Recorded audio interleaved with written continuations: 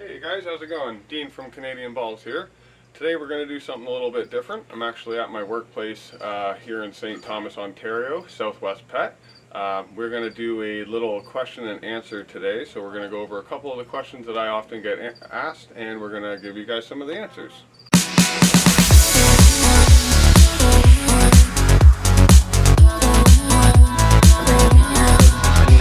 Wow! I got so many goosebumps right now. Really? Oh god, that's cool. Alright guys, so like I was saying, we're going to do a little bit of a question and answer here. Being in a pet store, I do manage our store here out in St. Thomas. I get a lot of questions from many different people, and one of them is, how often do I get bit and does it hurt?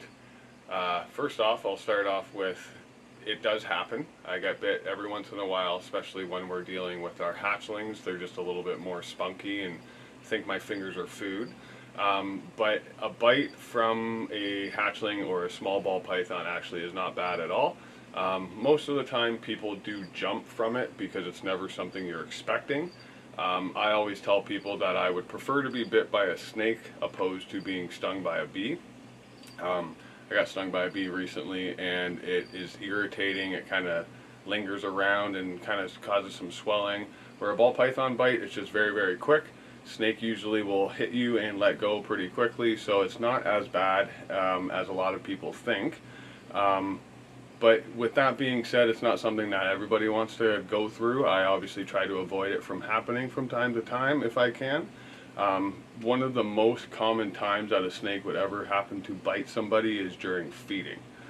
For me at Canadian Balls, we feed on Fridays, so Fridays is a no-handle day. It's just a feeding day.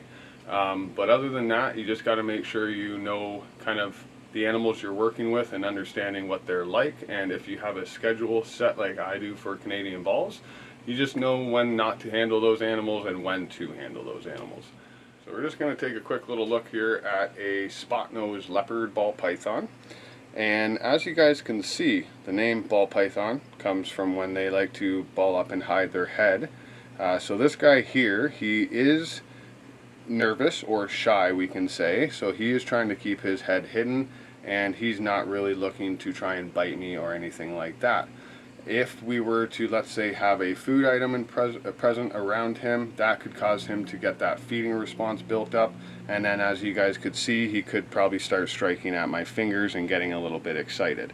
But in general, snakes don't like to bite. It is used as their defense mechanism to kind of get us to leave them alone or stay away from them.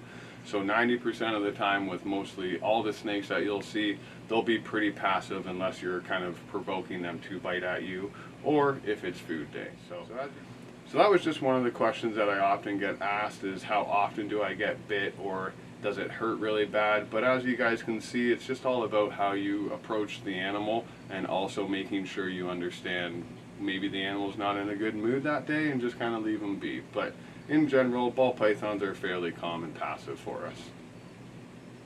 So before I answer the second question, I would just like to say thank you to everybody that made it out to the September 19th Reptile Expo in Mississauga. It was a great day. I got to see a lot of people and chat about a lot of the projects that I like to work with, so I just wanted to say thank you to everybody, and I look forward to the next one. Another common question that I get asked in the pet shop is, what is a good substrate for ball pythons? The first thing that I will start off with is there are some really good ones and some really bad ones. The one that I personally don't recommend is aspen. The aspen, I find, is a substrate that doesn't hold humidity really well, and with ball pythons the humidity is something that can play a huge factor, and I just don't like to use the aspen for that substrate for them. Aspen does work really well for corn snakes, king snakes, milk snakes, stuff like that. Just not well for the higher exotic type of snake like the ball pythons and boas and stuff like that. The one that I do personally like to use, especially for a nice enclosure setup, is a mixture of two substrates. I like to use what is called Repti Soil or also the Eco Earth.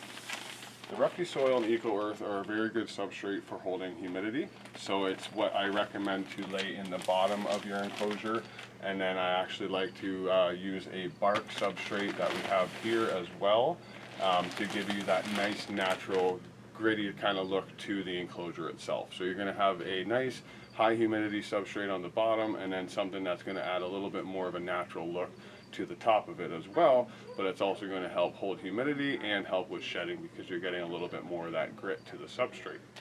The one substrate that Canadian Balls likes to use, and I use it for all of my animals at home, is the cocoa chips. The cocoa chips does, as you can see, comes in a nice big size bale, so it works well if you have a large collection. But also it has good sized chips to it. So what that is going to accomplish for you in a ball python setup is it's going to be able to hold really good humidity for you, and it's actually going to look really nice for them. So when I use this at home, I like to break it down with a bunch of water to add that humidity to it, get it into the enclosure, and then you can tell just over a few days of having it in there that it's been holding really good humidity, which is going to help long term for shedding, and it just gives it a nice natural look to the enclosure. The one benefit to it, like I was saying, is it comes in a nice big bale, so you can buy a couple bales to kind of supply a whole collection with this substrate. Some of the other ones, they come in the big large bags, so it's a little bit more costly when you're looking to do a lot of ball pythons or a lot of snakes in general.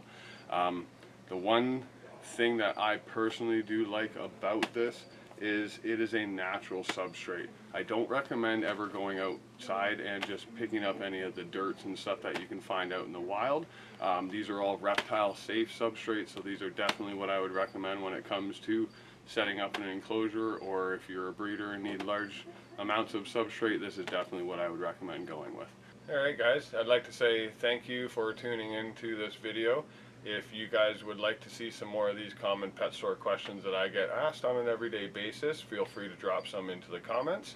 I would like to also ask if you could like, comment, and subscribe. That would definitely be a big help for us to keep us up to date with everything that you guys would like to see and some of the stuff that you might not like to see. Thanks a lot, guys. Have a good one.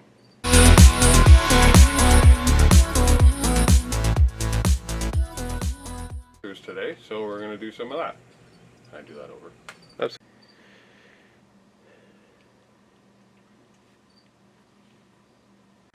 and action. Alright guys, so the second question that I get asked, I think it's the worst one so far. That's okay. And action. So, We're gonna have the best blooper reel on this one though.